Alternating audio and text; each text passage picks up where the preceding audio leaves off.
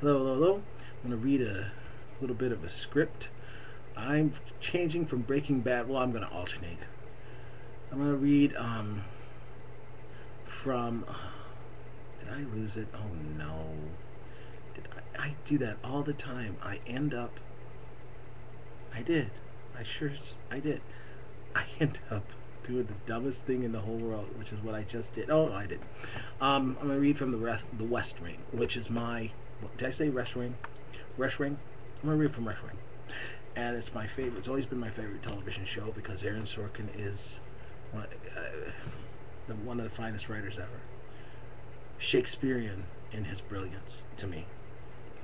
And I would do anything. Well, I'd do a lot to be on a show of his, even with an under five. They should write him and tell him that. Just an under five, just to get a chance to say some of the words that he writes while he's alive. You know, pretty special man. Anyway, this is from season. What is it? I don't even know what season it's called. Ways and Means. What season is this? This is not telling me nothing. Ways and Means. I think it's from. I swear, I think it's from like season. Um, 4, something like that. I can get more information about that. Let me look it up. How important is it? How important? Hang on a second. Ways and Means. Okay, I found it. I don't know why I get anal about certain things. Ways and Means is the 47th West Wing episode of the third season.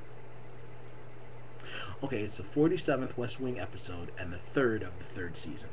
It originally aired on NBC October 24th, 2001, and it's still beautiful, beautiful. God, beautiful writing. The episode sees the beginnings of President Bartlin's congressional hearings as well as negotiations over estate tax.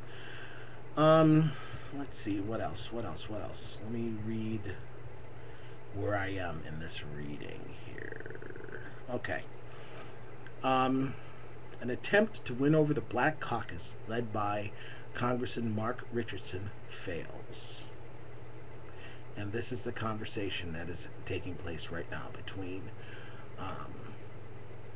Toby, Josh, and Congressman Richardson.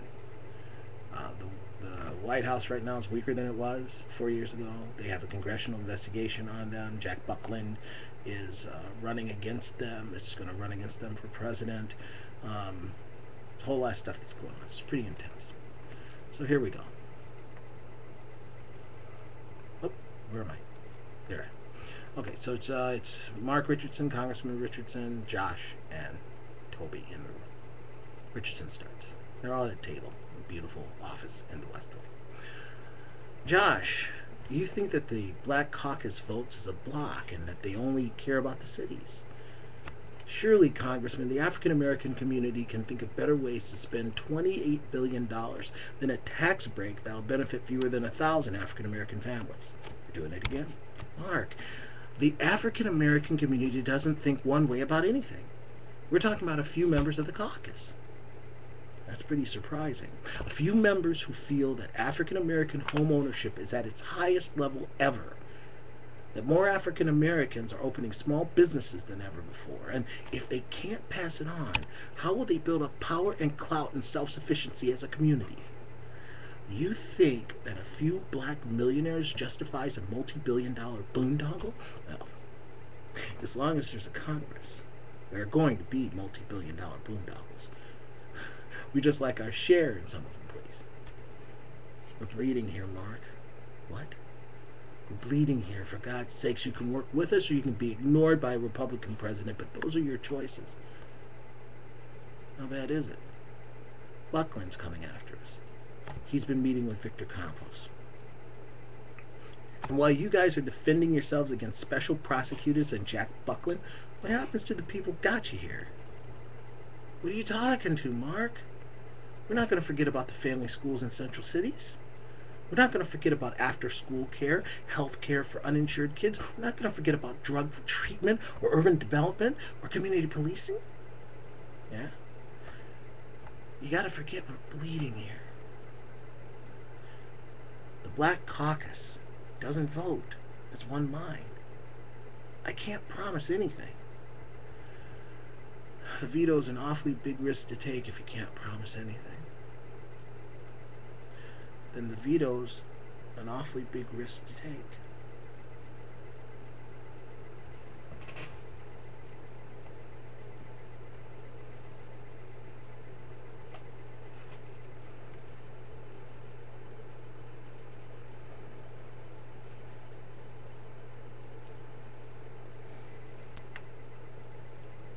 Hello, hello.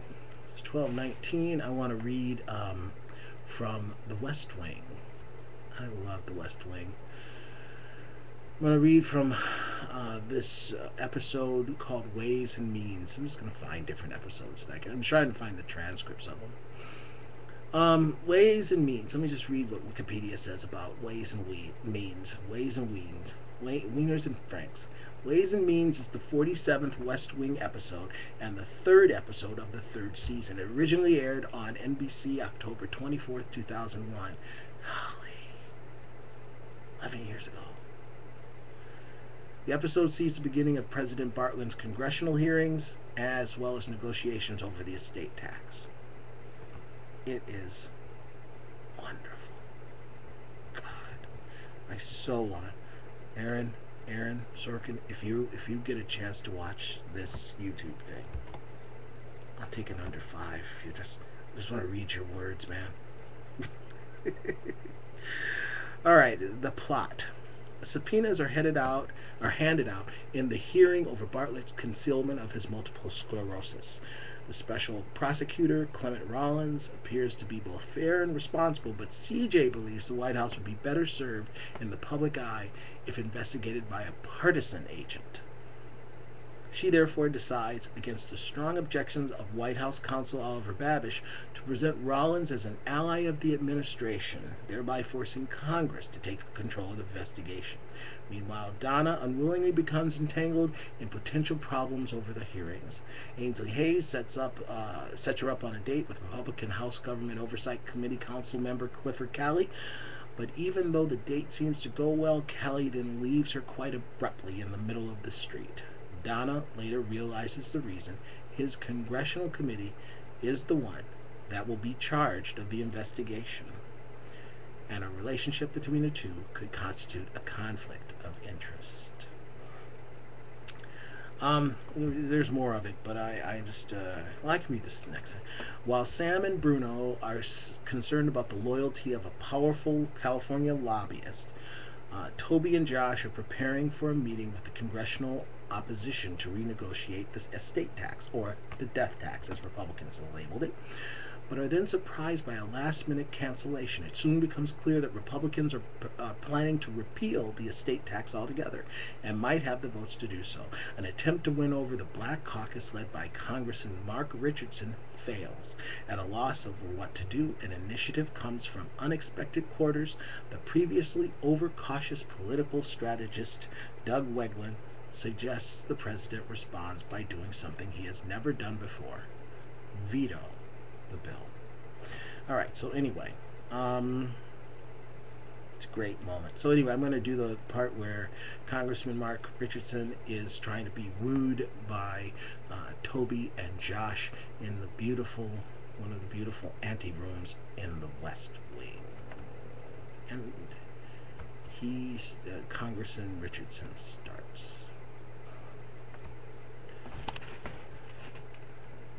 Josh, you think the Black Caucus votes as a bloc and they only care about the cities. Surely, Congressman, the African American community can think of better ways to spend $28 billion than a tax break that will benefit fewer than 1,000 African American families. So you're doing it again. Mark, the African American community doesn't think one way about anything. We're talking about a few members of the caucus. That was pretty surprising. A few members who feel that African American home ownership is at its highest level ever. That more African Americans are opening small businesses than ever before. And if they can't pass it on, how will they ever build up power and clout and self-sufficiency as a community? You think a few black millionaires justifies a multi-billion-dollar boondoggle? Wow. As long as there's a Congress, there's going to be multi-billion-dollar boondoggles. We'd just like to share in them a little bit, please. I'm bleeding to death here, Mark. What? Bleeding to death here, for God's sake. You can work with us, or you can be ignored by a Republican president, but those are your choices. How bad is it? Buckland's coming after us. He's been meeting with Victor Campos. And while you guys are defending yourself against special prosecutors and Jack Buckland, what happens to the people who got you here? What are you talking to, Mark?